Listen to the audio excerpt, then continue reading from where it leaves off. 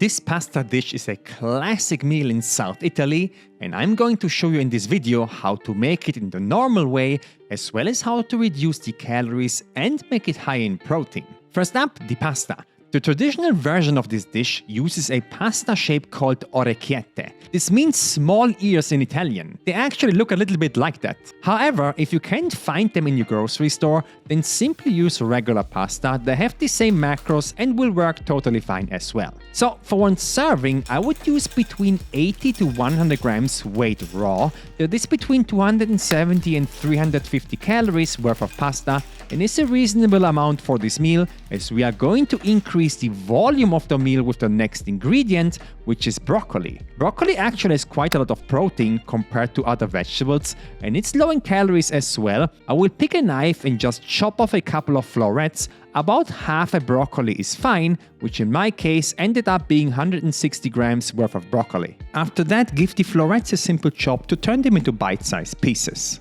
So place a pot on a scale on high heat and add in water. It's actually a good idea to not overfill the pot for multiple reasons. Half full is completely enough, and I will show you why in just a second. Add salt to the water and wait until it starts to simmer, which is already the first benefit of using less water. It will start boiling a lot faster. So at this stage, add in the pasta.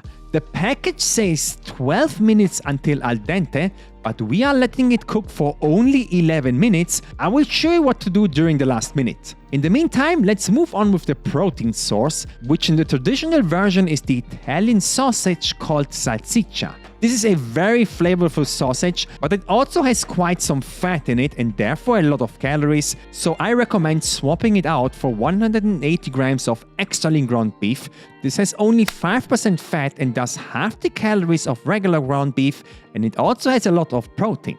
In case you still want to try the regular version, cut open the sausage lengthwise and then pull out all of the meat. The skin you can simply throw away. The meat you can now give a rough chop with your knife so it kind of turns into ground meat as well, and then use this the exact same way as I'm going to show you with the ground beef. Next is 20 grams of Parmesan cheese that I freshly grate on a box grater. Parmesan has a lot of calories, however it is very important flavor-wise for this meal, so we don't skip it but rather just use the scale to have control over the calories. Finally, you also need 1 clove of garlic. Quick tip here, give the clove a light smash with a knife. That way it gets peeled a lot easier, and then I simply like to chop it up into fine pieces. So heat up a pan to medium heat, add in 4 grams of olive oil and then add the ground beef. I like to treat ground beef exactly like a steak. Add it in and just leave it untouched for about 1 minute before flipping so it can develop a crust, which will add a lot of flavor. For seasoning, I'm going to add salt, black pepper and chili flakes. You can add chili powder as well or leave the hot spice out entirely,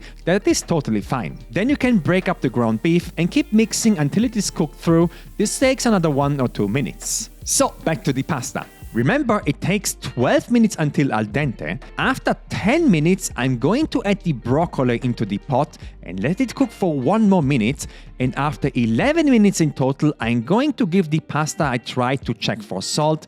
At this stage, the pasta should be slightly undercooked, which is perfect. So scoop out 1 glass of the pasta water, and this is the major benefit of using less water when cooking pasta. On the right side, you can see pasta water in a pot where we used less water than on the left. It is super cloudy. That is because pasta releases starch when being cooked, and that starch acts as an emulsifier which combines fat and water, and that makes every sauce a lot more flavorful. And because we used less water, the starch is a lot more concentrated, which makes a sauce even more flavorful. This is actually a very common trick in a lot of Italian restaurants, so after scooping out some water, you can drain the rest of it in the sink. Back to the ground beef. At this stage, make some space at the center of the pan, add another 2 grams of oil, and into that oil add the chopped garlic.